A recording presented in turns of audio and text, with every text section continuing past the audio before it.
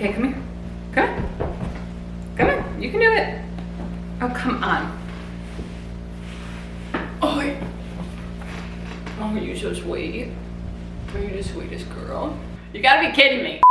Hello, welcome back, or welcome if you're new here. If you are new here, hi, my name is Carrie. I am a TV host and I live in Kansas City, Missouri. You guys ready to talk about all the books I read? No? Okay, sounds good. I'll do the work. You guys just sit there.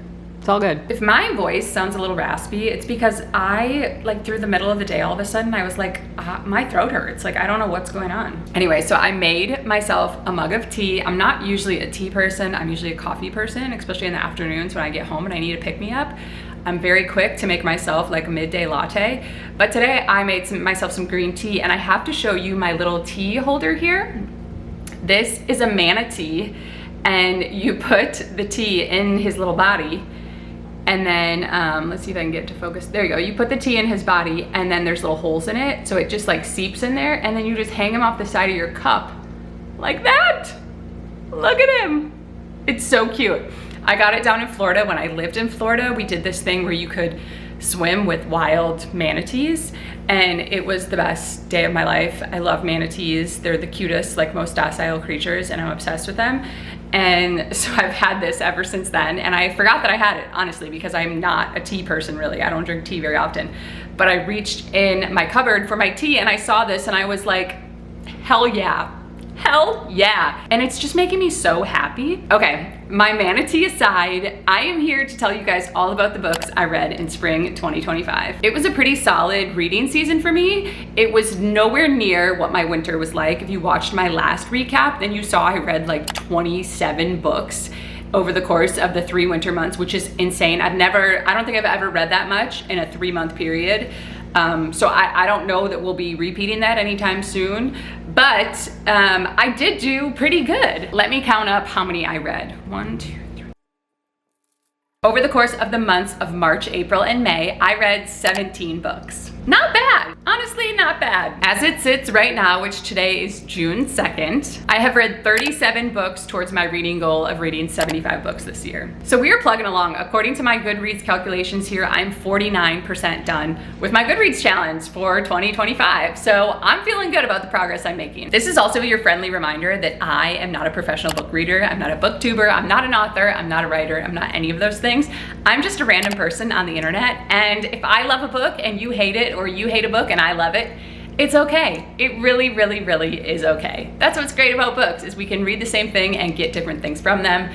So let's move forth with that in mind. I don't know anything about anything, literally. I'm an idiot, you're an idiot. We're all idiots on a rock floating in space. So this is where I come to just talk about books. It's really not that serious. For the sake of brevity, I am not going to talk about every book that I read in the season.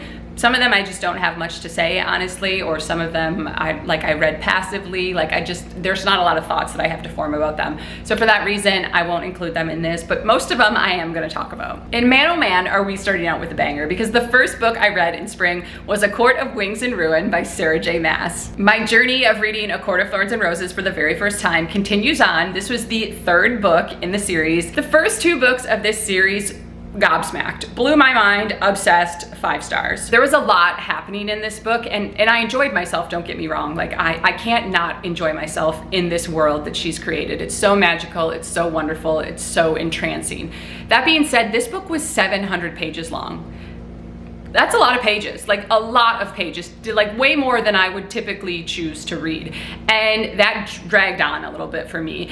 And there was a lot of action in this. And although there was a lot of action and a lot of different things happening amongst the different sides, like a lot of conflicts came to a head in this book, which is great. I'm great we got the conflict resolution, but it was so long. And I think maybe I should have taken a break in between these, like this one, the last one, and this one, because I don't think I was in the right headspace for it. That being said, I still gave it 4 stars, but out of all the books of this series, this one was my least favorite. I don't know why. It didn't hit as well for me. I found my mind wandering just a little bit, where the other ones, like when I was reading them, you couldn't talk to me. You couldn't say anything. You could have said the house was on fire, Carrie, let's get out, and I would have been like, yeah, after I finished this chapter. Like, you couldn't talk to me. This book book, I was definitely a little bit more distracted by things. Now, I did finish the rest of this series in this season, so I will be coming up with my thoughts on those very soon. If the coloring in this video is changing a little bit, I apologize. The sun is like behind the clouds. It's not, it's behind the, like, it can't make up its mind, so I apologize. All right, the next book that I read is called Chasing the Scream, The First and Last Days on the War on Drugs by Johann Hari. So Johann Hari is kind of a controversial writer, honestly. If you Google him, you'll see why. But he writes these nonfiction books where he completely immerses himself in a specific topic for sometimes years, and then gets all this information and like regurgitates it into a book. He's like a true journalist, a true writer. And this book specifically is about, obviously, the war on drugs. And it was really fascinating to me. I've heard a lot of things about this book, and I was eager to listen to it. I ended up listening to it on audio from my library, and I recommend it that way. This is how I like to take in those types of books, where the information is kind of dense, as I prefer to listen to it.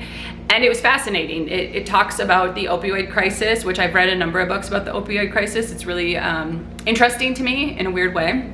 And so it was like that, and kind of how it started, how it perpetuated, but specifically how the United States handles the opioid crisis and how we treat people with drug addictions. And I don't know if I completely buy what he's selling. His theory was very much that instead of, you know, punishing people with drug offenses with jail and all these other things, that what we need to do is rehabilitate them and like show them how they can beat the addiction. And don't get me wrong, I agree with that. There needs to be more involvement in rehabilitating people who are struggling with substance abuse. But he also has a theory that we need to let people who want to do heroin. And he kind of took a nod to some countries in Europe that have been doing, I forgot what it's called, but it's where they can go shoot up heroin at like a managed site. So there's someone there, there's a nurse, there's a doctor that helps them get their heroin, shoots them up, and then they're on their merry way. That is kind of his theory in and of itself. I forgot what it's called off the top of my head, but there are studies, you know, he's very well researched, that show that this, you know, it helps, I don't know, in whatever way. Like, this was a couple months ago that I read this, so I can't tell you the specifics, but it was fascinating. Again, I don't know if I completely buy 100% what he's selling. I think that opens up a can of worms, especially here in America. I can see why that would maybe work in some European countries where the population isn't as dense, where just the government and the lifestyle is different.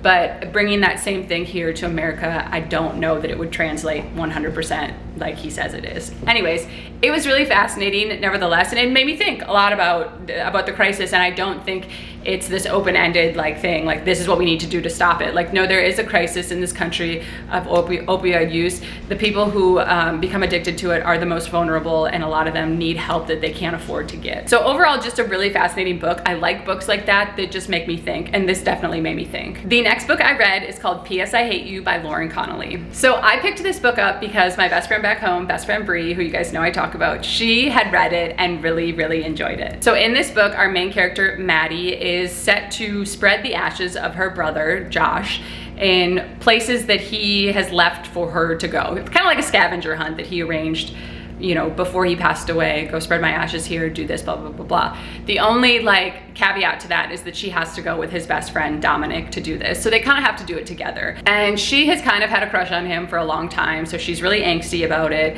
and blah, blah, blah. They have to go do this together. Best friend Bree, I'm looking at you when I say this, but I did not like this book. I gave it 2 stars. The female main character in this, Maddie, was insufferable. She was such a sourpuss at all times. And don't get me wrong, I understand she was going through grief in this. Like, there's definitely an aspect of grief in this book, but I think there's a way to write grief so that the person isn't a jerk. Mari McFarlane, Just Last Night, that's a perfect example of it. Writes about grief really, really well. This girl was a jerk. She was so mean to Dominic for like no reason. Dominic was a P-Jam, precious gem of a man, if any toasters out there. Like, he was a great guy, and I felt like she was just mean to him for no reason. He really didn't do anything to deserve her angst and her upsetness. And so I was just really found myself being annoyed by her, and it's really not the right like recipe for the main character, especially the female main character. I want to root for her, I want to cheer for her, I want to have empathy for her, and I had none of those things for this girl. So this was not it for me. Brie, I love you so much, and I'm glad that you liked it. Again, books are so subjective, that's what makes it great, but this was not it for me. I did not like this. The next book that I read, or rather listened to, is called Sociopath by Patric Gagne. I listened to this book on audio, which I really recommend. I love hearing someone tell their story with their own words, and Patric's story was fascinating. That being said, she was really self-righteous in her sociopathness. It was very much like, I'm a sociopath, you'll never understand, I'm crazy, you're not, blah, blah, blah, blah, blah. Like, I struggled to have empathy for her at times because she was so self-righteous about it, and she like looked down upon people. Like, no one could understand her strife because she was a sociopath, and it was like, all right, cool girl, like other people have shit too, like I understand, but like we all got things. She really had this like holier than thou attitude about it at times, which stumped me because she's very smart and intellectual. She ended up getting a PhD in this because she wanted to understand it, which I respect so much. But as she was like going through this and learning more about it in a clinical sense, she was finding out that there's actually a large portion of the population that are sociopaths. I wouldn't say large, but there is a portion of the population that also has this problem. Like hundreds of thousands of people are sociopaths in the world. Like, so she's not really that unique. I mean, she is, but it's also like, dude, there are other people out there like you. Stop acting like you're better because you're X, Y, and Z. I don't know. It was really strange to me. It was really strange. Overall, very enjoyable, but at times I was like, what is this woman trying to prove? The next book I read is called Rebel Witch by Kristen Ciccarelli. It is book 2, the final book in the duology, the Crimson Moth duology. I love this duology. This book was 5 stars. The first book was 5 stars. This is really low lift, entry level fantasy, and it reads really quickly. I love our main characters. Rune is our main character and Gideon is the other main character / love interest. And they picked up right where they left off. This book is very fast paced. There's not a ton of world building. There is some because there's witches and magic and things like that. So there is some things you have to pick up on. But if you want like a light entry into fantasy, if you're new to fantasy, or if you just want something that isn't gonna require a ton of your brain power, this duology was super, super good for that. It reminded me a lot of the Letters of Enchantment duology, which is also a really good entry into fantasy if you're looking to get more into it. But 5 stars. I loved this one. It was so good. The duology as a whole is a 5-star duology for me, and I really recommend it, especially if you're looking to just dip your toes into fantasy. The next book I read is called A Court of Frost and Starlight by Sarah J. Maas. All right, this is the 4th book in the A Court of Thorns and Roses series. It's kind of like a little novella, kind of smushed in between the epicness of the 3rd book and then the like finale. Well, it's not the finale, the series is going to continue, but the next step of the series. So it's kind of just a little sliver in time, and I know that this book gets mixed reviews. I liked it for what it was. It's not going to blow your socks off. Nothing real revolutionary happens, but I do think it sets up some things for the next book. Without it, I think that I don't want to say you waste time in the next book, but without it, I think the next book is longer because you have to set up some things. So I enjoy this book for what it is. I do think it has a place in the series. But it like not a ton happens. It's really short. It's like 200 pages. Like what do you expect? Overall, good for what it was. On to the next. The next book I read is called Careless People, A Cautionary Tale of Power, Greed, and Lost Idealism by Sarah Wynn-Williams. This book blew my mind. This is the story of Sarah Wynn-Williams. It's her memoir, and she was a high-powered executive at Facebook for a number of years, and this memoir is her story and her whistleblowing basically on all the crazy shit that was happening at Facebook.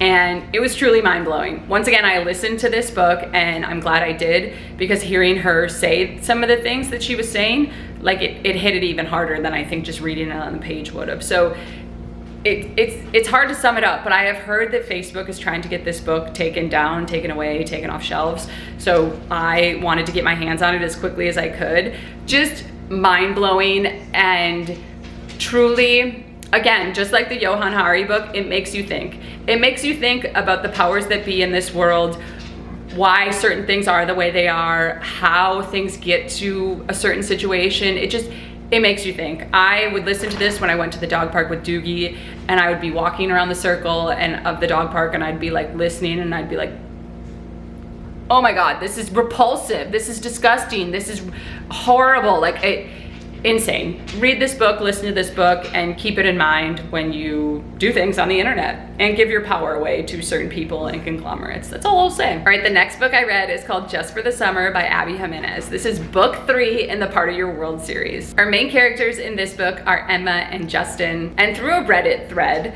they find out that they both have the same curse, where when they break up with someone, the next person that person dates is who they marry, who they end up with. And so through this thread, they meet and decide that they're gonna date each other for the summer, and maybe that'll cancel each other out and the curse will be broken, whatever it is. Much like the other 2 books in this series, this book takes place in Minnesota, where Abby Jiminez is from, and it's an interconnected standalone, so we do see some of the characters from the other books pop in little ways. At the very, very, very end, in a weird way, we see Daniel and Alexis from the first book pop up, and I loved that. I really did. If I have to rank the order of these books, Part of Your World is my #1 favorite. Then it's this one, Just for the Summer, and then it's Truly Madly or Yours Truly, whatever it is. So Daniel and Alexis, that story was my favorite. So of course I just really got giddy when I saw them at the end of this book in a kind of kismet way. And I think this was a really good way to wrap up the series. This series was my first dip of my toes in Abby Jiminez, and she really does write good character-driven rom-com romances, and I do think she's one where I'm gonna pick up more of her books, because when I want a romance, like she gives a good recipe of what I like as, you know, kind of a on the side romance reader. So I like this series. I think if you're a romance reader, you will also like this series. This book was everywhere last summer, and I'm finally glad that I read it and can say that it's worth the hype. All right, the next book I read is called A Court of Silver Flames by Sarah J. Maas. The last available book at the moment of this series, and I have to say, this book delivered. This book was so good, and that means a lot coming from me, because I was not excited to read this book. In fact, I put off reading this book because I didn't like Nesta. Like I was not Team Nesta. She was so mean to her sister in the first couple books, and she was a side character in those books. We would kind of get little snippets of her here and there, and she was always just like being a bitch. Like she was always making things hard for everyone else and being like just a sourpuss. Like, I don't know. And she was always just like, like everything was just the end of the world. She was so needy, so whiny, and I was over this bitch. I'm like, no, I don't want a whole book, let alone a 700-page book about this crazy girl. But I was wrong. I do want a 700-page book about this girl, because this book was so good. I do think one of the things that kept me motivated to read this book was that I like Cassian, and I knew that Cassian was gonna be her love interest, and so I was eager to hear his part of the story. So at the beginning, where I wasn't really interested in hearing more about Nesta, I was interested in Cassian, and of course as the book went on, I was interested in them together and really enjoyed myself. I know there's gonna be another book in this series, and I can't wait for it. It's been so worth the hype for me, and I know that I need to go to Throne of Glass next, but I'm nervous. It's a lot of books, a lot of pages, it's a lot to jump into. Like, reading this series was a commitment. I'm proud that I did it, I'm glad that I did it, but I know something next. I don't know what it's gonna be. Probably Throne of Glass. I don't think I'm ready for Crescent City. Everyone says do Throne of Glass next. I don't know, we'll have to see. But I am proud that I did it, and it's totally worth it. Totally worth the hype. I had to take a minor break to feed the dogs dinner, because heaven forbid they wait 1 second past 5 p.m. for their dinner. All right, the next book I read is called Fantasma by Kaylie Smith. I have seen this book, you know, floating around the interwebs, the YouTube, the TikTok, all the places, and I thought, why not? Let's take a peek. And I wasn't sure what to expect, but it was entertaining enough. Our main character is Ophelia, and she enters this thing called Fantasma, which is essentially a game looking for her sister Genevieve. Genevieve enters Fantasma, and Ophelia's like, shit, gotta go get her. This is a deadly game. I don't want her in here, gotta go save her. And she has to go through these certain like games, I suppose. And if she makes it through, she can find her sister. She's only there to find her sister basically, but she could die as she's going through the games. While she's there going through the games early on, she meets this ghost. I don't know if he's a ghost. Phantom. He's a phantom. He's a phantom. I want to get it right.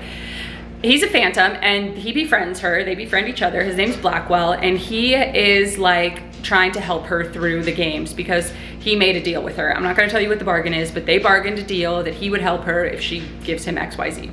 So they have kind of teamed up, and of course he is their love interest, and sparks fly, things like that. I found this to be a little bit juvenile, honestly. I don't know if it is young adult, but it read very young adult to me, which there's nothing wrong with that. It's a quick, easy read. And there is a second book in this series that I think I'll read the second book, but I'm gonna wait till fall, Halloween time. It was just very like spooky witches, goblins, ghouls types of vibes, which as I'm getting into summer, like I'm just not looking for those vibes. But I do think it passed the time just fine, and it was interesting enough. But I think that the second book, I'm gonna wait till fall and I'll read it when I'm really looking for some spooky, scary vibes. And I think it'll hit a little bit better then. But overall, like, it wasn't bad. It was fine. The next book that I read is called The Anxious Generation: How the Great Rewiring of Childhood Caused an Epidemic of Mental Illness. It's by Jonathan Haidt. Like all my other nonfiction books, I listened to this on audio and really enjoyed it. This book won a bunch of awards last year. I think it won the Goodreads choice for best nonfiction. Like, it was taking the world by storm. And I understand why. This book is about the Gen Z generation, Generation Z. And it's fascinating. I am not Gen Z, I am proudly millennial. Like, I am smack dab, kind of towards the lower half of millennial, but like I'm very much a millennial. There's no like tiptoeing on the edge for me. Like, I'm a millennial. So I'm interested in Gen Z. Some things confound me about them and are strange to me about them, but I do think that there is things we can learn from them and what they're going through, how they're coming of age in this world. I don't know how I would have been if I came of age in a world where I had a phone at a young age. You know, my first phone was a flip phone, and I didn't get it till I was a sophomore in high school. And we had a T9 or T whatever it was to talk to anyone, to text. It was such like a foreign concept, and it was just different. It was a different time, and we played outside. We weren't in front of a screen ever.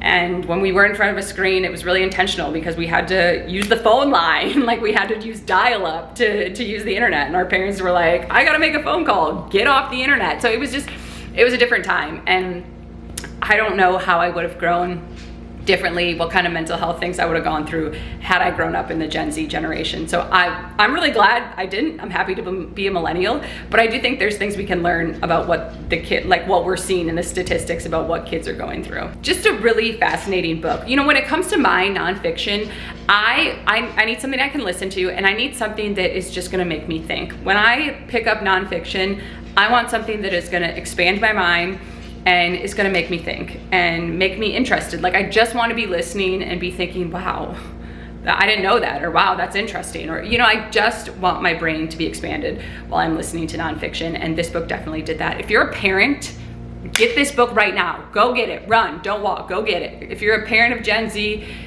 read this book over, backwards, forwards, frontwards, all the ways. I'm not a parent, and I'm definitely not a parent of a Gen Z, obviously, but I do think it made me think about the day when I do become a parent, how I want to parent. I don't know, it just makes you think, and I really enjoyed it. So pick it up. I think anyone can learn a lot from this book. The last book I finished this spring is called Crush by Ada Calhoun. This book is about our female main character, a middle-aged woman who is actually nameless, and that actually reminded me of another really good lit fic book called The Ministry of Time, that our main character there is also nameless. Anyways, she is going through this time in her life where she's kind of, like I said, reached middle age. She has a teenage son, she's been married a while, and her husband comes to her and is like, I think you should go flirt with other guys, and I think you should maybe even kiss other guys. And so he encourages her to like have this expression, to you know, access this part of her that she's kind of kept tucked in. She likes flirting with guys, she likes the high, the experience of it, and he just comes to her and encourages her. So she's at first not so certain, and then she kind of jumps,